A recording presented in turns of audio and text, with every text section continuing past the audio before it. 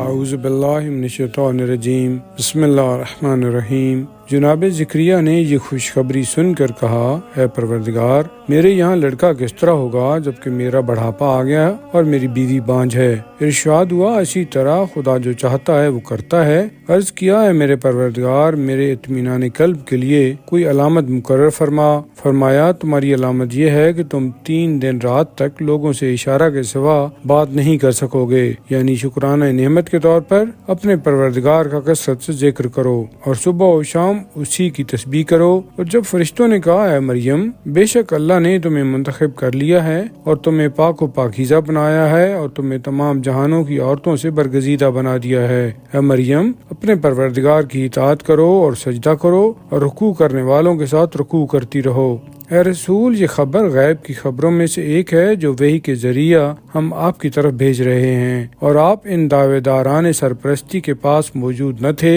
جب وہ قرآن اندازی کے لیے اپنے قلم ڈال رہے تھے کہ مریم کی کفالت کون کرے، اور آپ ان کے پاس موجود نہ تھے جب وہ آپس میں جھگڑ رہے تھے۔ اور وہ وقت یاد کرو جب فرشتوں نے کہا، اے مریم، بے شک خدا آپ کو اپنے کلمہ کی خوشخبری دیتا ہے جس کا نام مسیح عیسیٰ بن مریم ہوگا، جو دنیا و آخرت میں عزت و آبرو والا ہوگا اور خدا کے مقرب بندوں میں سے ہوگا، اور وہ گہوارے میں بھی لوگوں سے باتیں کرے گا اور ادھیڑ عمری میں بھی اور نیکوکاروں میں سے ہوگا۔ یہ بشارت سن کر مریم نے کہا، اے میرے پروردگار، میرے یہاں بچہ کہاں سے ہوگا، حالانکہ مجھے کسی انسان یعنی مرد نے ہاتھ تک نہیں لگایا۔ ارشاد ہوا، بات اسی طرح ہے، مگر خدا جو چاہتا ہے بلا اسباب بھی پیدا کرتا ہے۔ جب وہ کسی کام کی کرنے کا فیصلہ کر لیتا ہے تو اسے حکم دیتا ہے کہ ہو جا، تو بس وہ ہو جاتا ہے۔ اور خدا اس بچہ کو کتاب و حکمت اور تورات اور انجیل کی تعلیم دے گا اور اسے بنی اسرائیل کی طرف اپنا رسول بنائے گا، اور جب وہ مبعوث ہوگا تو کہے گا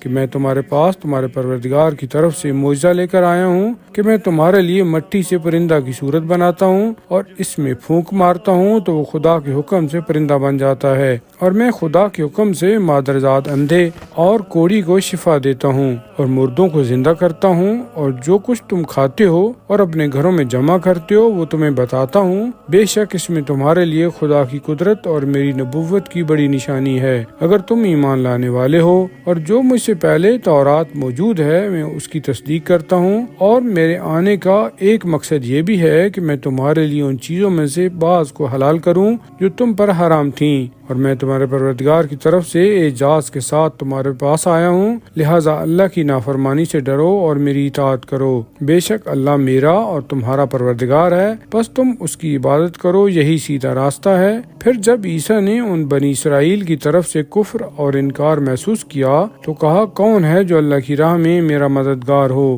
حواریوں نے کہا، ہم اللہ کے مددگار ہیں، ہم اللہ پر ایمان لائے ہیں اور آپ گواہ رہیں کہ ہم مسلمان یعنی فرما بردار ہیں۔ اور کہا، اے ہمارے پروردگار، جو کچھ تو نے نازل کیا ہے ہم اس پر ایمان لائے ہیں، اور ہم نے رسول یعنی عیسیٰ علیہ السلام کی پیروی اختیار کی، لہٰذا ہمیں حق کی گواہی دینے والوں کے دفتر میں درج فرما۔